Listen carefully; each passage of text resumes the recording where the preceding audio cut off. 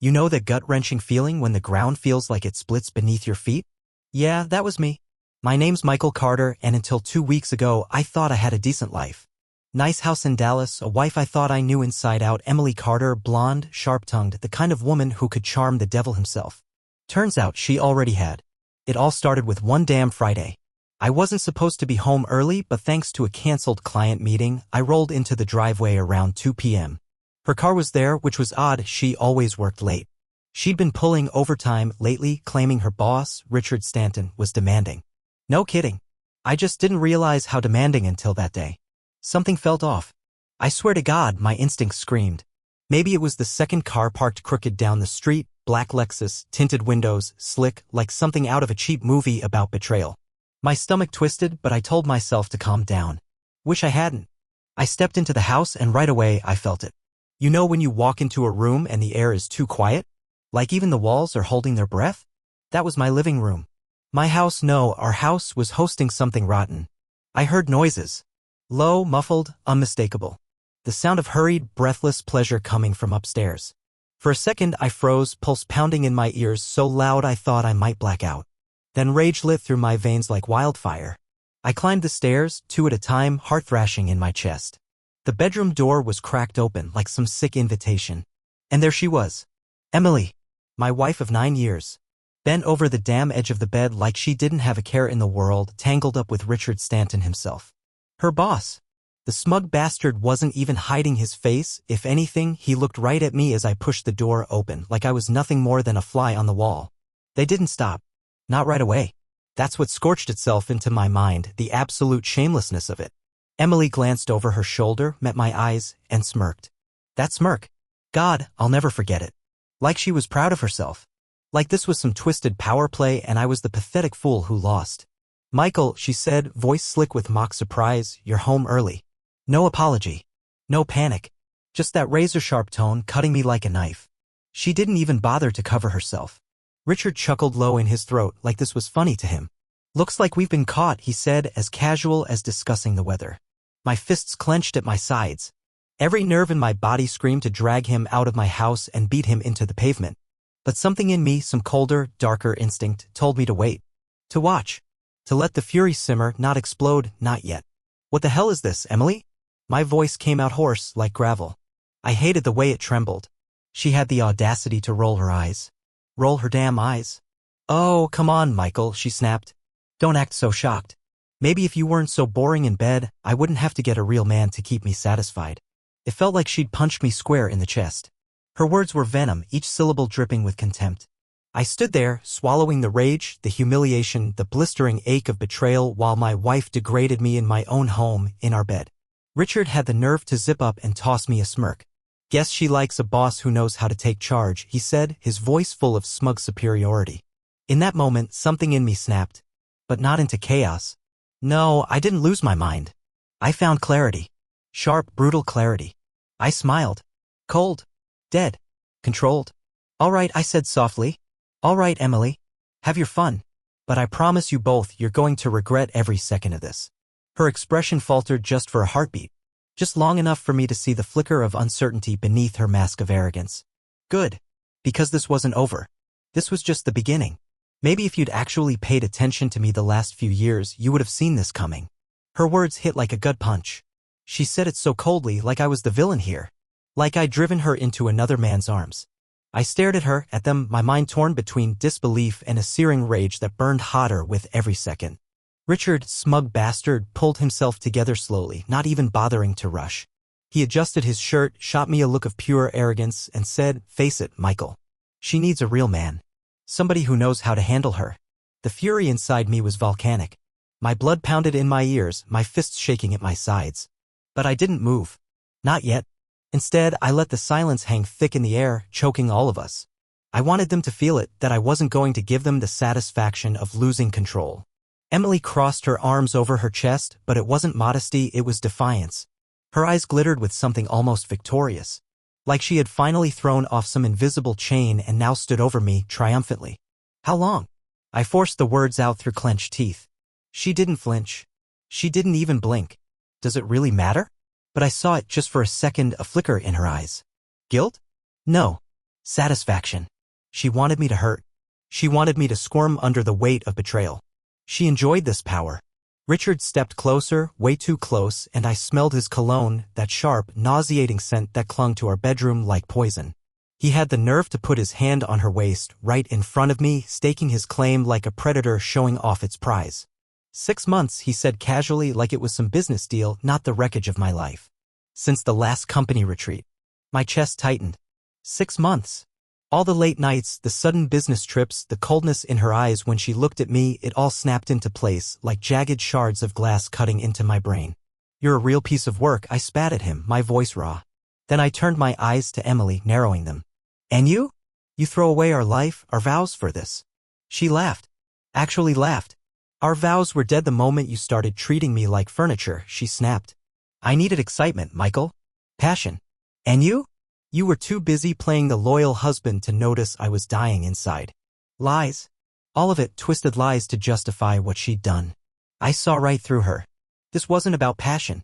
It was about power. Control. She loved the thrill of sneaking around, of betraying me under my own roof. I swallowed hard, the bitter taste of bile rising in my throat. My hands itched for violence, but I gripped the doorframe instead, forcing myself to stay grounded. I wasn't going to give them the scene they craved. Instead, I spoke, voice low and tight. Get out. Her eyebrows lifted in mock amusement. Excuse me. Both of you, I said, steel in my tone now. Out. Now. Richard snorted. This is your house, sure? But I don't think she's going anywhere with you.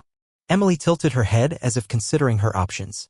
For a moment, I thought she might actually leave with him, right then and there, like I meant absolutely nothing to her. And maybe in her mind I didn't. But then she smiled sweetly, sickeningly, and brushed her hair back from her shoulder. Fine. We'll go. Clearly, you need time to process. She grabbed her clothes, not even bothering to cover herself properly, and walked past me like I was invisible. Richard followed, his arrogant grin never slipping. He even had the nerve to clap me on the shoulder as he passed, like I was some old buddy in on the joke. My whole body trembled as I watched them go. The front door slammed shut behind them, and the echo rattled through my chest like a gunshot. I stood there, in the wreckage of my marriage, my mind spinning, my heart thudding painfully in my chest. Rage, despair, betrayal, all of it twisted together into a storm that threatened to tear me apart from the inside out. But beneath it all, something cold and sharp settled in my gut. Something darker than grief, colder than heartbreak. This wasn't over. Not by a long shot. And when I was done, they would both wish they had never crossed me. Her bare shoulder like she hadn't just set fire to our entire life. Oh, don't worry, Michael, she said, voice dripping venom and mock affection. I'll go. But not because you told me to. I'm leaving because I've wanted to for a long time. Her words stabbed deeper than any knife could have. I felt something inside me snap, like the last thread holding together the illusion of our marriage had finally torn clean apart. Richard, still clutching her like some prize he'd won at my expense, smirked as he led her past me, through the bedroom door, utterly shameless. His eyes locked with mine for a heartbeat too long, daring me to react. But I didn't move. Not yet. I watched them walk out of the room, my fists still trembling at my sides. Every part of me screamed to explode, to tear the place apart, to drag him back by the throat and show him exactly what I thought of men like him. But something colder, sharper, had taken root in my chest. I wasn't going to waste my rage in this moment. No. They thought they'd won. That I was defeated, broken, tossed aside like garbage. But they had no idea who they were dealing with. I followed at a measured pace, every step like thunder in my ears. Down the stairs, through the living room, our living room where we'd celebrated anniversaries, birthdays, where I'd thought we were building a future. They moved through it like it was already theirs. Richard even had the gall to pause at the front door, looking around with an appraising eye like he was imagining where to put his things. That smug bastard. You'll be hearing from my lawyer, I said, voice cold as steel. Emily chuckled, the sound like glass shattering against stone. Oh, Michael, she cooed, I've been waiting for this day. Go ahead. Call your lawyer. Let's see who really ends up with everything. Her confidence made my stomach churn, but I masked it. She thought she had the upper hand, thought I would crumble under the weight of her betrayal and the threat of losing it all. But I wasn't going to crumble. No, I was going to make sure she regretted every filthy decision she'd made. Richard opened the door for her like some pathetic gentleman, and she sauntered out with all the arrogance of a queen leaving her castle. He followed her, not sparing me a second glance. The door shut behind them with a final, heavy click, and suddenly the house was suffocatingly silent. For a moment I stood there letting the quiet consume me. letting the anger boil not to destroy me but to forge me into something harder, something stronger. I looked around the house at the photos of us smiling, at the memories that now felt like cruel jokes. At the life I had built only to have it spat on by the person I trusted most. No tears came.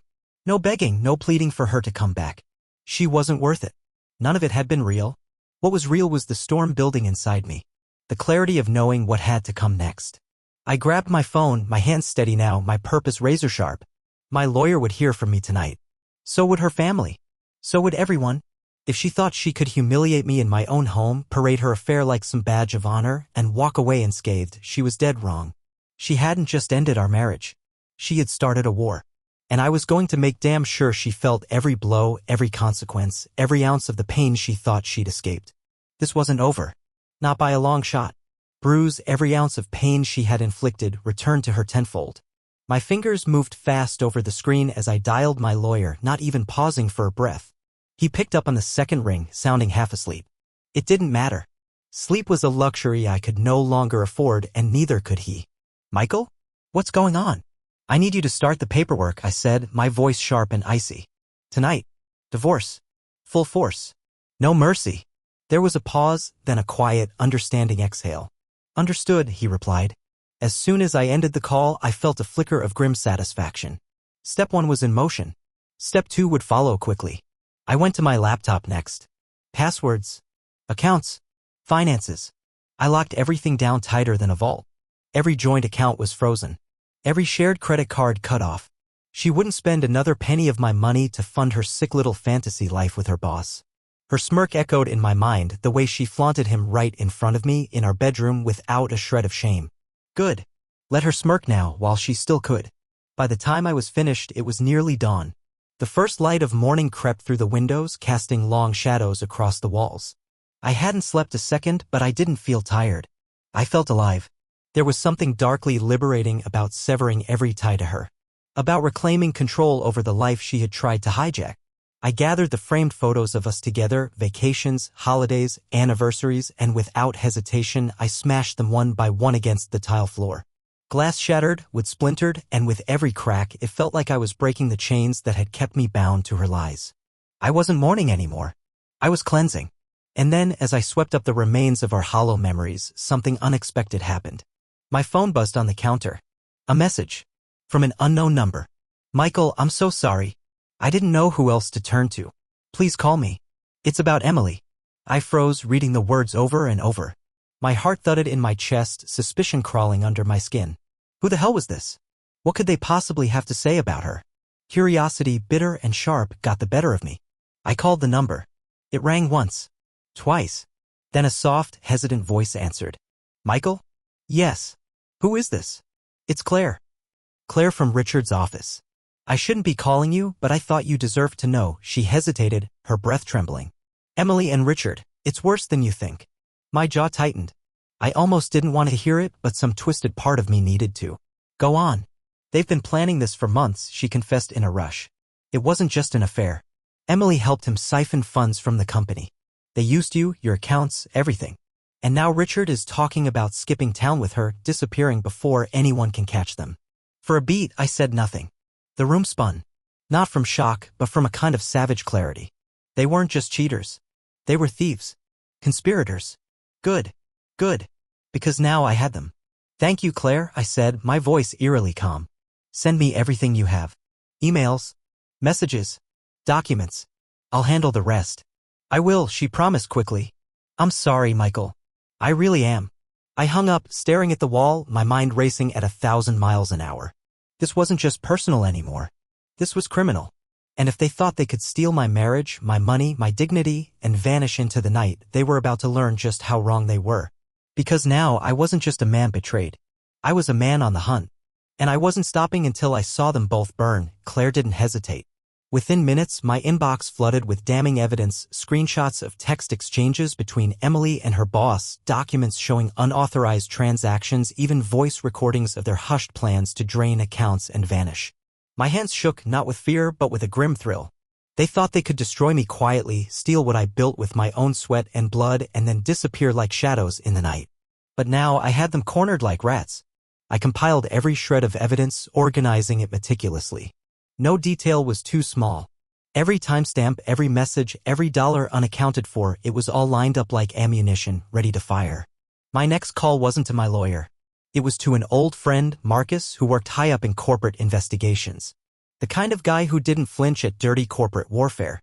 "Marcus," I said as soon as he answered, "I have a situation that requires your special talents." "You sound serious," he replied, voice sharp with curiosity.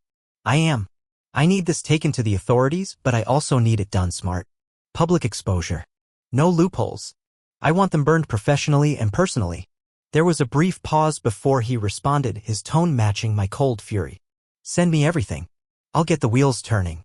The moment I ended the call, a weight lifted off my chest, but the fire in my gut still roared. This wasn't over. Not until they felt the full extent of the storm they had unleashed. I thought back to the moment I had walked into my own bedroom and found them together. The way Emily's eyes had flicked toward me, not with guilt, but with something closer to triumph. As if she believed she had already won, that I was nothing but a relic of her discarded life. She had no idea what kind of man she had betrayed. I checked the time. Almost noon. She'd be expecting me at work, as if nothing had changed, as if she still held the upper hand. Perfect. I made my way to her office building, my heart steady, my mind sharp. I wasn't here to make a scene. I was here to end the game. The receptionist recognized me instantly and offered a polite, nervous smile. "Mr. Carter, good afternoon. Is Emily in?" "She's with Mr. Rowan," she replied. "In the conference room." "Of course." I walked past her without waiting for permission, my steps measured and firm. When I pushed open the conference room door, I found them exactly as I expected, side by side, hunched over documents that probably detailed their escape plan. Richard's smug grin faltered when he saw me. Emily's eyes widened, and for the first time since this nightmare began, I saw something new flash across her face. Fear. Not guilt. Not regret. Pure, unfiltered fear. "Michael," she started, her voice brittle, reaching for composure she no longer owned. "What are you doing here?" I dropped a thick manila envelope on the table between them. "Your future," I said flatly. They hesitated, then Richard snatched the envelope open. His face drained of color as he flipped through the incriminating pages. Emily's hands trembled as she peered over his shoulder. "This is," she stammered. "This is everything I finished for her. Every lie. Every theft. Every betrayal. I know it all." She tried to speak, to weave another lie, but her mouth worked uselessly, no words coming out. "You thought you were clever," I continued, my voice low and controlled. "You thought you could tear my life apart and run away together, laughing at the ruins you left behind. But you underestimated me." I leaned in closer, letting my words hit like daggers. "You've lost." Richard pushed back from the table, his chair scraping harshly against the floor. "You can't prove any of this in court," he bluffed weakly, though sweat glistened at his temples. "Oh, but I can," I replied. "And I will. But before I do, let me offer you both a parting gift." I reached into my jacket and slid a sleek, black USB drive across the table. "What's this?" Emily croaked. "Your final nail in the coffin," I said. "It contains a full copy of the report already sent to the authorities, the board of directors, and the media. By tonight, your careers will be over. By morning, your faces will be plastered across every news outlet in the city." Her lips parted in horror, her eyes glistening with tears that came far too late. I straightened, buttoned my jacket, and turned for the door. As I walked away, I heard her voice crack, desperate and pleading. "Michael, wait. Please, we can fix this." But I didn't look back. I didn't need to. The storm had already broken. Take everything from me and disappear like ghosts in the wind. "You thought I would fold, break, maybe even beg. But you underestimated me." Richard's eyes darted toward the door like a cornered animal, but I wasn't giving him an opening. "Sit," I snapped. My voice cracked like a whip, and to my grim satisfaction, they obeyed. I took my time, pulling out a chair across from them, leaning in so they could feel the weight of the moment. "You have two choices," I said coldly. "Fight me, and I will see to it that not only do you lose your positions, your money, and your reputations, but you both rot in prison. Or you confess. Publicly. You return every cent. You give up your claims before I drag you through a legal massacre." Richard swallowed hard, sweat beading at his temple. Emily, still trying to summon the manipulative charm that had once fooled me, softened her expression. "Michael, please," she began, her voice honeyed with false sincerity. "It doesn't have to be this way. We can work something out. I never wanted to hurt you. It was complicated, eh?" "Don't," I interrupted, my voice a blade that cut her plea in half. "Spare me your pathetic performance. I've seen enough." Her eyes hardened, dropping the pretense of innocence. "You're bluffing. You wouldn't dare drag us down with you. You've got too much to lose." I leaned in closer, my stare pinning her to her seat. You already took everything that mattered, I said, my tone a quiet thunder. What's left is revenge. And I will enjoy every second of it. Before she could respond, my phone vibrated on the table. It was Marcus. Go ahead, I answered without taking my eyes off them. It's done, Marcus said crisply. The authorities have the files. They're moving fast. Your wife and her boss will both be contacted within the hour. Warrants are imminent. A slow, cruel smile spread across my face as I ended the call. You hear that? I said almost gently. That's the sound of your world collapsing. Richard shot to his feet, panicked. You son of a... Before he could finish, security, already tipped off by Marcus, stormed in. Mr. Rowan, one of the guards said firmly. We need you to come with us. Emily's composure shattered completely. Her face twisted in panic as she stood, clutching at the table for support. Wait. Michael, please. We can fix this. I can fix this, she cried out, desperation creeping into her voice. I rose slowly, savoring every heartbeat of the moment. You already did, I said softly, venom lacing every syllable. You fixed everything by showing me exactly who you are. As they were escorted out, their protests echoing down the corridor, I felt a dark, satisfying calm settle over me. It wasn't over yet. No, not even close. This was just the beginning. Because now, with them stripped of their power and their secrets laid bare, it was time for the next phase of my plan. Ruin wasn't enough. I wanted them to feel what I felt. I wanted them to drown in it. And I wasn't going to stop until they did. The following days unfolded like a perfectly written symphony of destruction. Every piece I had laid, every calculated move clicked into place with ruthless precision. News broke faster than I anticipated. Headlines splashed their names across every major outlet. Fraud. Embezzlement. Workplace misconduct. The fallout was instant and merciless. Richard's company stocks plummeted overnight. Investors scrambled like rats on a sinking ship. His desperate statements to the press only made things worse. The sweat on his brow, the cracks in his voice, it all painted the picture of a man losing control. As for Emily, the charity she so proudly chaired issued an immediate suspension. Her glamorous friends turned into vultures, whispering behind her back, distancing themselves before her reputation became their liability.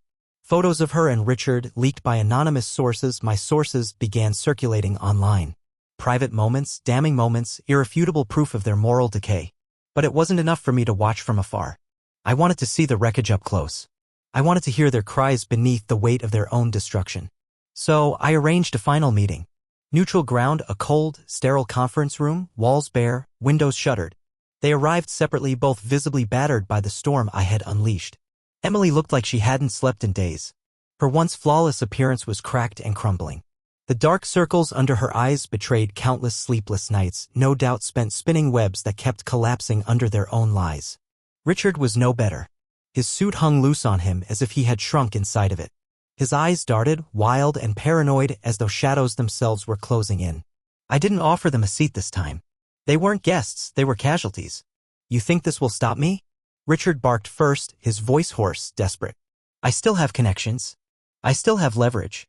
You had connections, I corrected calmly. You had leverage. Now you have nothing. He opened his mouth, but no words came. The truth had strangled him silent. Emily, on the other hand, found her voice brittle but present. Michael, she stepped toward me, and for a brief, pathetic moment she tried to summon the same look that once made me melt. You're angry. I understand. But this doesn't have to destroy all of us. You already destroyed us, Emily, I said, my voice as cold as the walls surrounding us. I'm just returning the favor. Her facade cracked then. Her lip trembled and her eyes glistened with tears. But they weren't tears of remorse, they were tears of fear. Fear of consequences. Fear of justice. Fear of me. You're enjoying this, she whispered. Immensely, I admitted without hesitation. Because I was. Every second of their suffering was a balm to the wounds they had inflicted upon me. Every public disgrace, every dollar lost, every sleepless night they endured, I savored. And yet, there was still one final move left. You'll sign these, I said, sliding a folder across the table. Confessions. Full admissions of guilt, legally binding. You'll return the stolen assets. You'll relinquish any claims to my estate. Richard's eyes burned with hatred, but fear rooted him in place. If we don't, Emily challenged weakly, then you'll both rot in prison. And I'll make sure the courts have every detail of your filth. You'll be nothing more than a cautionary tale, a punchline, a stain on every room you enter. They hesitated, caught between pride and survival. But survival always wins in the end. With trembling hands, they signed. Victory was absolute. As they left the room, diminished and broken, I didn't feel relief. No, it was something far more profound. A sense of finality, like chains falling away after years of bondage. But there was still one lingering ember in my chest, still smoldering. Because even though I had dismantled their lives, even though I had made them pay, it didn't bring back the years they had stolen from me. It didn't heal the betrayal carved into my bones. Revenge, as sweet as it tasted, couldn't erase the scars. I stood alone in that cold room long after they had gone, staring at the signatures on the papers. A strange calm settled over me, heavy but steady. It was done. But my story wasn't over. As they left the room, diminished and broken, I didn't follow them. I didn't need to. Their downfall had become its own force of nature now, a storm that would continue to rage long after I had turned away. I stood there for a moment, watching the door swing shut behind them, a final, satisfying punctuation mark on the sentence I had written. The silence that filled the room afterward wasn't empty, it was peaceful. It was freedom. I let out a breath I hadn't realized I was holding. It felt like the first true breath in months, maybe years. The scars they left on me were still there, of course. No victory could erase the betrayal, the sleepless nights of torment, the scenes that played in my head on a loop, my wife in our bed with her boss, their laughter echoing through the walls of my memories. No, those wounds would take time. But at least now, they were wounds that could heal, not ones that festered in silence. Outside the building, the sky had shifted. Storm clouds rolled away and pale sunlight broke through as if the world itself had been waiting for this moment of justice. I stepped out into the light, feeling its warmth on my skin, and I realized I wasn't the man who had walked into that room earlier. I was someone reborn. Free from lies. Free from betrayal. Free from the poison that had seeped into every corner of my life. In the days that followed, the world kept turning, but for Emily and Richard it turned into a never-ending spiral of ruin. The authorities picked apart every financial detail, every personal misdeed. Emily's so-called friends buried her with the same gossip she once thrived on. Richard's empire, once so untouchable, crumbled into dust beneath the weight of his sins. And me? I didn't chase headlines or seek out their misery anymore. I didn't need to. I had already won. Instead, I turned my focus inward, reclaiming the parts of myself they had tried to steal. I took long walks without the weight of dread pressing on my chest. I reconnected with old friends, people who had distanced themselves during my unhappy marriage, thinking I was too far gone to reach. But most of all, I rediscovered peace. Not the fleeting kind that comes from revenge alone, though. Yes, revenge had been sweet, but the deeper peace of knowing I had stood up for myself. That I had not let their betrayal define me as a victim, but had instead reshaped it into a weapon of justice. One evening, weeks later, as I sat on the balcony of my new place, a glass of aged scotch in my hand, I got a final message from Emily. Her number was still saved, not out of sentiment, but as a reminder of the war I had survived. Her message was short, desperate. "Please, can we talk?" I set the phone down without responding. There was nothing left to say. Her voice, once a siren's song, now sounded like the wind whistling through the ruins of her life. Hollow. Empty. Powerless. As the sun dipped below the horizon, painting the sky in shades of fire and gold, I raised my glass in a silent toast, not to them, not to the past, but to the future I had reclaimed. I smiled not out of malice, but from something deeper. Liberation. And in that moment, I knew. The story they thought would end with my destruction had only just begun. My story. My freedom. My life finally lived on my own terms.